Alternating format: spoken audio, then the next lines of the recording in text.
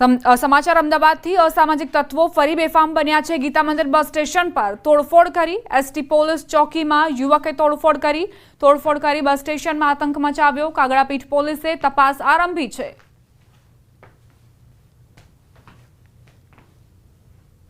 कोई अजाण्या ईसमे बहार गाड़ागाड़ी करी अने आ चौकीना डोर उपर लातो मारेली हती, जेना कारणे छे एक काच छे तूटेलो हतो।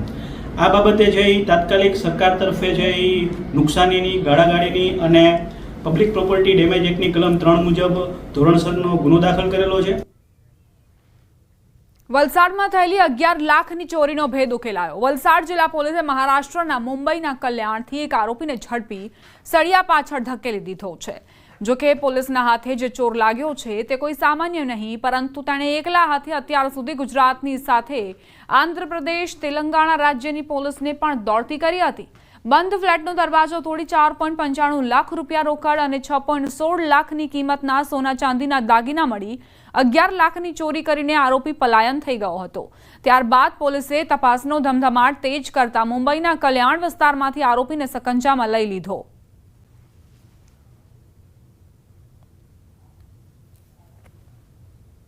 ये दरमियान अलग अलग टीमों महाराष्ट्र खाई तपास में गयेली हती अने एमां आ जे व्यक्ति है एनुं नाम सचिन सन ऑफ सुरेश गोपाल मोरे उमर 47 नो छे एवुं जाणवा मळेલું હતું। आ व्यक्ति अलग अलग जगह जतो हतो अने ह्यूमन रिसोर्स थी एनी खबर काढता ते अलग अलग जगह मुसाफरी करता होવાનું જાણવા મળેલું હતું।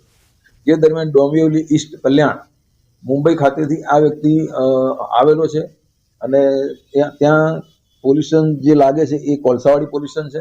કોલસાવાડી પોલીસની હદમાં આ વ્યક્તિ આવેલો હતો, જ્યાંથી પોલીસે તેની ધરપકડ કરેલી હતી। કામરેજની ગ્રામ સભામાં હંગામો થયો। સભાની કોઈને જાણ ન કરી હોવાનો સ્થાનિકોનો આક્ષેપ। લોકોએ ખાડીપુરની રજૂઆત કરી। રખડતા ઢોર, પાણી સહિતની મુશ્કેલીઓની રજૂઆત। સરપંચ અને ડેપ્યુટી સરપંચ સભા છોડીને જતા રહ્યા। સ્થાનિકો દ્વારા ફરી ગ્રામ સભા કરવા અને દરેક વિભાગના અધિકારીઓની હાજરી માંગ કરવામાં આવી છે।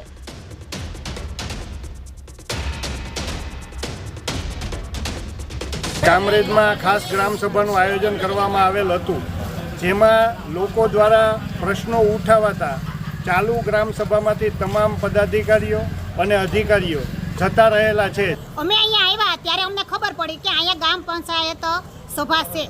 અમને ખબર જ નથી પડતી કે અહીંયા ક્યારે ગ્રામ સભા યોજાય છે, બરોબર।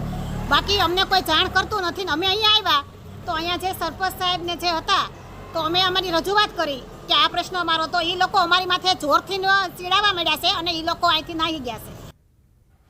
આણંદથી સમાચાર। આંકલાવમાં બાળકીનો મૃતદેહ મળ્યો। અફ્યાત બાળકીનો મૃતદેહ હોવાની આશંકા। સિંધ રોડ પાસેના નિઝામપુરાથી એક મૃતદેહ મળી આવ્યો। આંકલાવમાં બાળકીનું અપહરણ અને હત્યાની ક્રૂર ઘટના બની હતી। દીકરીના કાકાના મિત્રએ જ અપહરણ કર્યું। હત્યાનો ભોગ બનનાર સગીર દીકરીના મૃતદેહના વિડીયો અને ફોટો આંકલાવમાં વાયરલ થયા। પ્રાપ્ત માહિતી અનુસાર આ મૃતદેહ નવાખલની 3 દિવસ પહેલા ગુમ થયેલી બાળકીનો હોવાની શક્યતાઓ છે। ન્યૂઝ 18 ગુજરાતી આ વિડીયોની પુષ્ટિ નથી કરતું।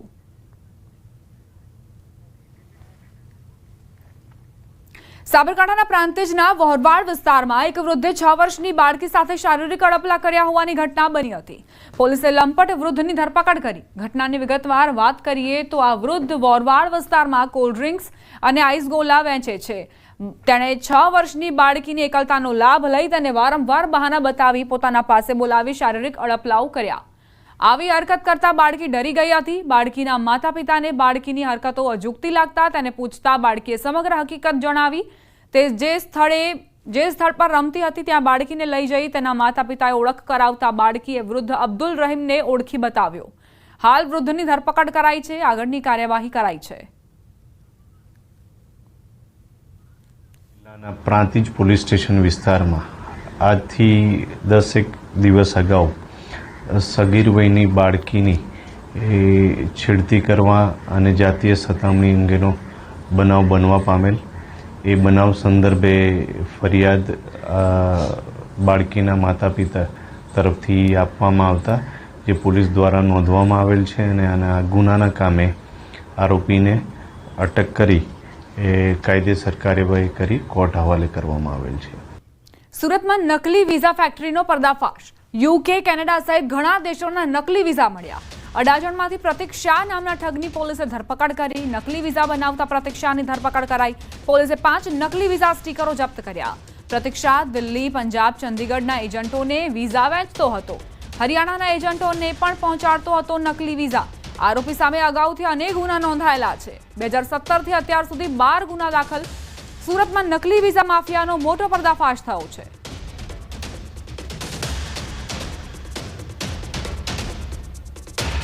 પણ વ્યક્તિને વિઝા જોઈતા હોય, કોઈ પણ દેશના જે દેશની અંદર ઝડપથી વિઝા ન મળતા હોય અને ખૂબ જ અઘરું પડતું હોય એવા દેશો, યુરોપિયન કન્ટ્રીઝના ખાસ કરીને દેશો છે, એના વિઝા આ લોકો ડુપ્લિકેટ બનાવીને આપતા હતા.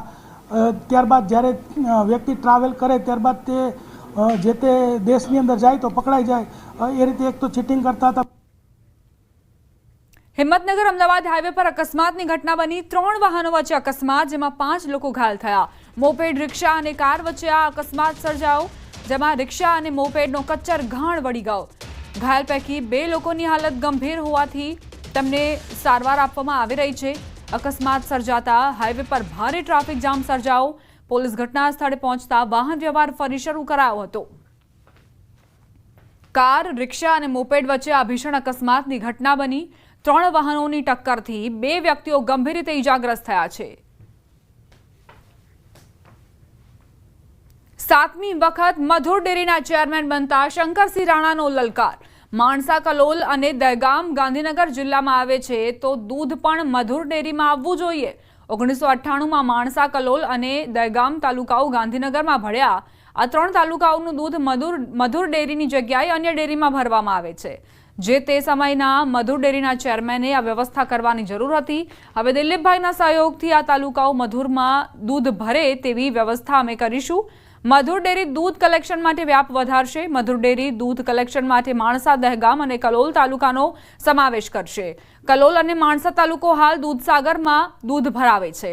દહેગામ તાલુકો હાલ ઉત્તમ ડેરી સાથે જોડાયેલો. ગાંધીનગર તાલુકાના ગામો જ હાલ મધુરમાં દૂધ ભરાવે છે.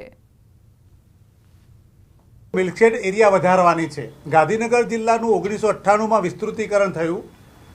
જિલ્લાના તાલુકાઓમાં દહેગામ, કલોલ અને માણસા ભર્યું છે, ત્યારે મિલ્કશેડ એરિયા બદલાયો નથી.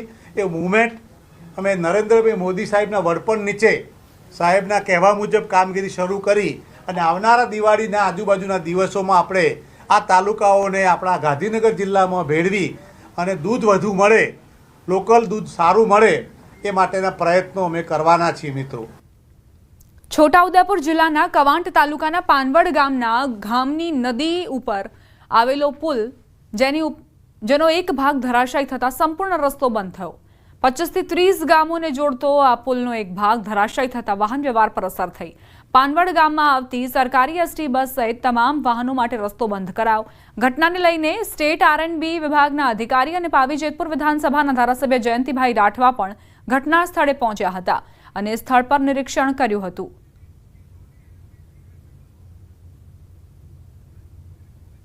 ત્યારે રસ્તો બંધ કરી દેવામાં આવ્યો છે અને આ પુલ બંધ થવાથી 35 થી 40 ગામો જે એમપીના પણ અહીંયા અવરજવર થાય છે અને આ રસ્તા ઉપરથી જિલ્લામાં પણ જવાનું થાય છે. જેથી કરી આ પુલ વહેલી તકે તૈયાર થાય એવી સરકાર જોડે અમે માંગ કરીશું.